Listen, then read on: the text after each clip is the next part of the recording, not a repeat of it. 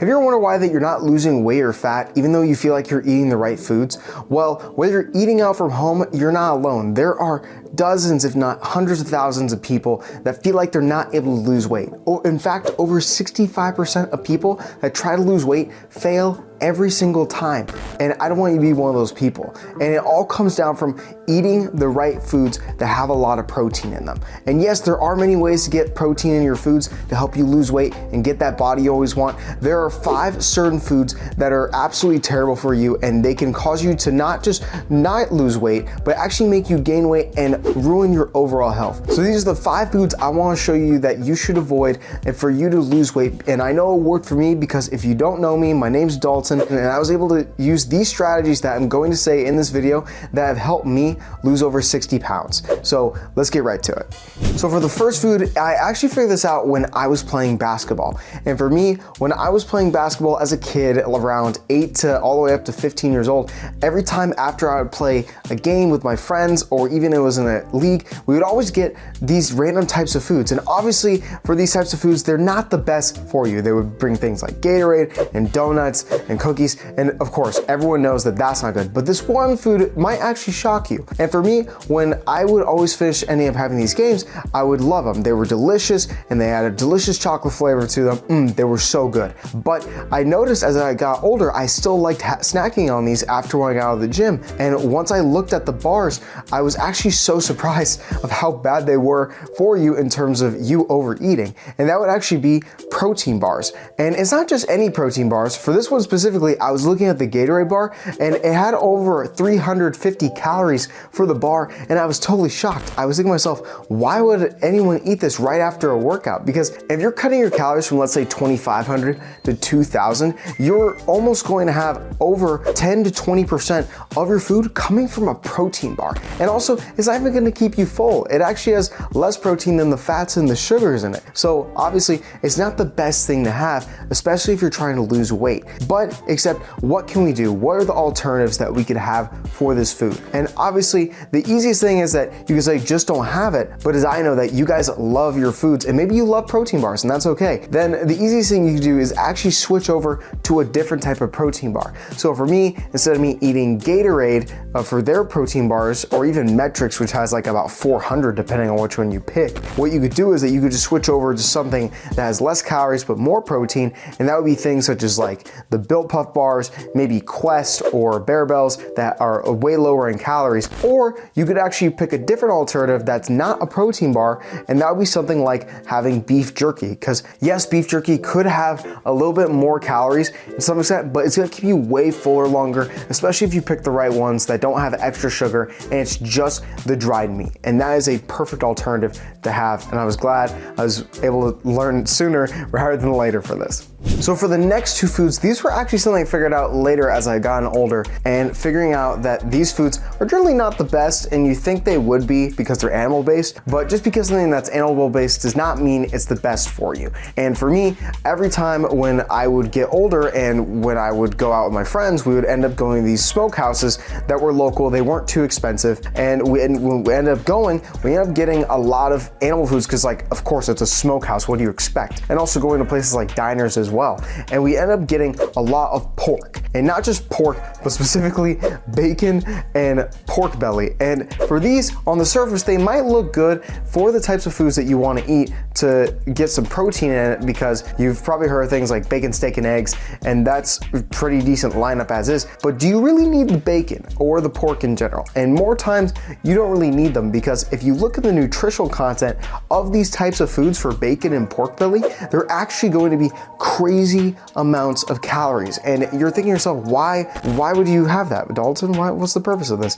Well, easily you could still have pork, but except you just need to be smart in where you're getting it from. So for example, having something like ground pork and looking at the nutritional content of that might be better for you than something just like bacon. And also bacon, of course, is mainly like pan fried, so it's not the best thing to have. But if you get something like ground pork or even pork tenderloins, those are way better for you in terms of options because they're leaner cuts of meat, and generally you're gonna still feel fuller for them compared to having something like, pork belly with a bunch of barbecue sauce on it, or bacon. And these seem very basic, but a lot of people overlook this. And the easy way to kind of think about this is that if I was going to get a source of protein, would this fulfill my protein needs? So whether that is fish, whether that's beef, whether that's any types of other foods, you gotta make sure that if you could easily eat all of this food and you're not going to gain weight if you're tracking your calories, then this would be the easiest thing to pick. So having something maybe like a pork tenderloin, that might be a better choice than, let's say, going for the pork belly. So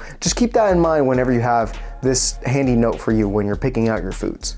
And for the fourth type of food, these are pretty easy to mix up in, especially if you don't pick the right one, because trust me, this is so easy to overeat, especially if you love this type of food. You can make it for sweets, you can make it for basically anything really, and it's good for breakfast, lunch, or dinner. And that would actually be dairy. And you might think, okay, maybe just all type of dairy and that's it. But you'd be mistaken that there are many good alternatives in dairy if you know which one to not focus on first. And mostly for this, if you look at a lot of stuff in the stores, they generally like promoting all the full fat, the whole milk and all that because it's healthier for you. And honestly, that is decent, but except at the same time, you're gonna get so many calories in that food that it's honestly not gonna be worth the benefit. So you might as well get your nutrients from lesser calorie foods like vegetables or something else that is pretty decent in terms of the nutritional bang for your buck. But except in terms of just solely protein, yes, dairy can be decent, but except it's only really good if it's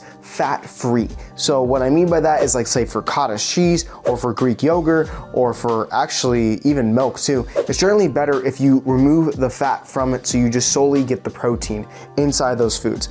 And for this, that could be, let's say, going from 5% milk fat to 0%, or maybe like 4% to 2% on your cottage cheese. Those are just a few examples. And then you could also, if you don't even like dairy, you could also get lactose-free options such as, like, let's say Fairlife. And Fairlife I love Fairlife. Oh my gosh, it's like literally the best option there is for lactose-free milk. It's really good. Or if you are even going far extreme and saying, like, Dalton, I don't even care about the protein, I just want less calories and not overeat, what do I do? Then simply having like almond milk or coconut milk, that's gonna have way less calories if it's unsweetened, and that is definitely a better alternative to have if you're trying to lower your calories and if you still want to feel full and enjoy the things that you love. Speaking of like plant-based alternatives, there are things such as like coconut yogurt, and then there's like cashew yogurt. Honestly, these don't really taste really good. They just taste kind of yucky, but I would rather just have the fat-free version of the types of whole dairy because you still get a decent amount of nutrients from them, and you're also just not gonna be overeating calories, and you still get enough protein in, so it's a win-win on that, honestly. So I personally like that. And if you are lactose intolerant and that's why you go for the plant-based milk or the plant-based yogurts, then just pick a type of Greek yogurt or something that is lactose-free. There's plenty of options on the market, but that's what I personally would recommend since that helped me personally. Since we're still talking about animal-based products, this one is, I feel like, is more controversial than most because a lot of people do enjoy this. You get it for burgers, you get it for steak, you can get it for basically a lot of different types of things. And trust me, steak and beef is amazing. And I personally love ground beef too. But except ground beef could easily be one of the types of foods that you could overeat. And while it does have some decent amount of protein, it could actually cause you to start gaining weight like crazy. And trust me, you do not want that for this. And why is that? Well, for a lot of times for certain ground beef that you pick, it's dependent on the fat percentage that you have. So there's things like 70-30, there's 80-20, 90-10. That basically just means the amount of fat percentage in the meat. And yes, that is decent if you say, oh, fat is flavor, or you get your nutrients from it. Well, truth be told, that yes, that could be a good alternative. One, you're getting a lot of calories for that. And two, yes, you could feel full, but except there are a lot of leaner cuts of meat as your alternative that, like, let's say 96-4 or even 90-10, that still tastes pretty darn good with less calories in them. And also for a lot of the nutrients from the fat, you can easily get that from plants or other types of foods that have way less calories in them, so you don't have to overeat, just get the benefit of it. But if you do ever get those types of meats, I would just recommend getting the leaner cuts, let's say 90-10 or leaner than that, because that's personally helped me. And yes, you could make the argument that you can still have the higher fattage meats and you could still lose weight. And trust me, I'm not saying that's wrong. I'm just saying that this is what's helped me. But a big thing that you want to think about about sometimes when you're picking these types of foods is because of how much fat there is, you might not enjoy having that much fat in the first place, and that's okay. You could switch it over to something into other foods that you might like, such as like eggs, which still have fat in them, but except you might enjoy that more compared to something like, let's say, having a 70-30 burger. Or let's say you want to have something, let's say, like avocado, or even just more vegetables or more sweets or anything really. You could replace that for the things you actually enjoy. And if you want to tolerate having leaner cuts of meat and they still taste just as fine, then you can easily swap that into other foods that you enjoy more. So that is all I'm personally recommending here. I'm not bagging on higher fat meats. I personally just like having leaner cuts of meats and saving it for other types of stuff that I really want. And as I mentioned earlier in this video, having a protein bar is decent if you switch over to a lower calorie option. But except, what options do you even pick? Well, in this video right here, I go over basically every single protein bar on the market that is really good for you if you really want to lose weight. And I go over everything such as the macros and the calories and the sugar content. So if you want to check that out, click on this video right here and I'll see you there in a second.